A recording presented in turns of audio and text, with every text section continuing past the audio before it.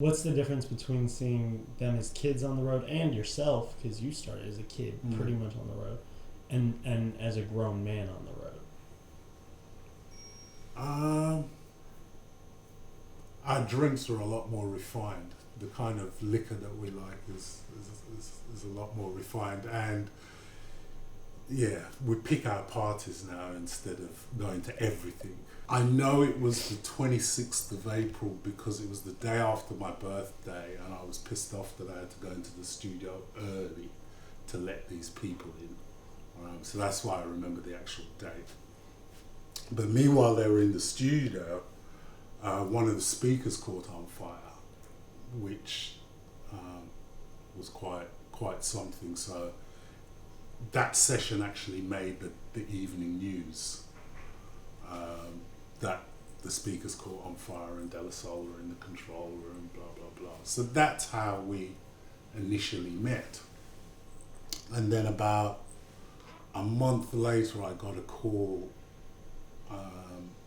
from an agent saying he wanted me to tour manage this band, and I said, "Who is it?"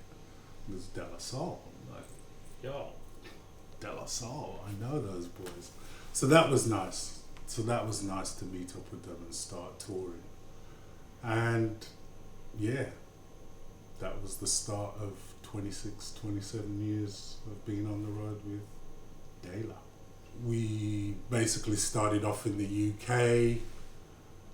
We went Europe-wide over, I think it was a 5 or 6 week period. There were really small pockets of people who knew about the music and who had heard about the music. So, I can remember us turning up at venues when I was looking after Public Enemy, for instance, and people had booked the act, they knew about the songs, but you'd turn up and they'd be like, "Well, what kind of music is it again you guys play?" And we'd go, "Hip hop." Oh, okay.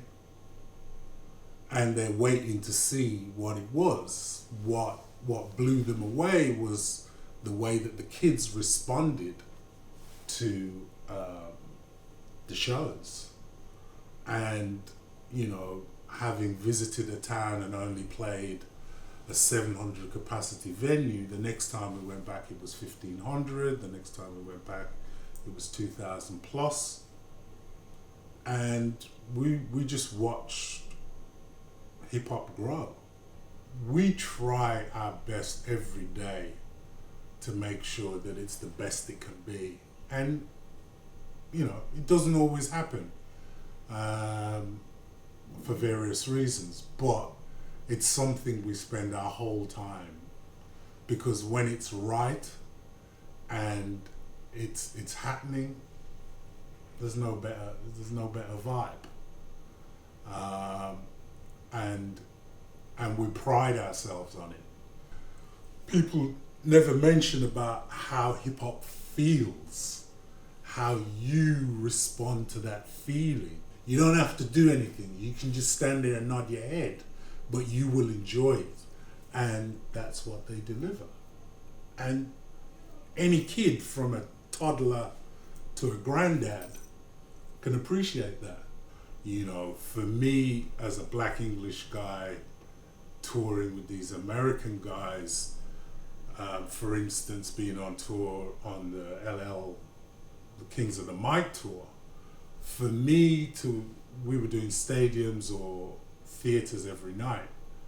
To turn up at a stadium and see 60, 70-year-old people got their drink on, they got their gear, and even before De La have come on stage, just Chuck Chillout was one of the DJs that would DJ in between, and he'd warm the crowd up.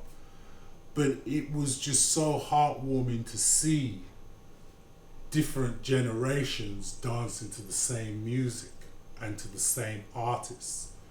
Hip hop is just starting to get to that age, and I think people should be embracing this instead of, they're old, they're off the table.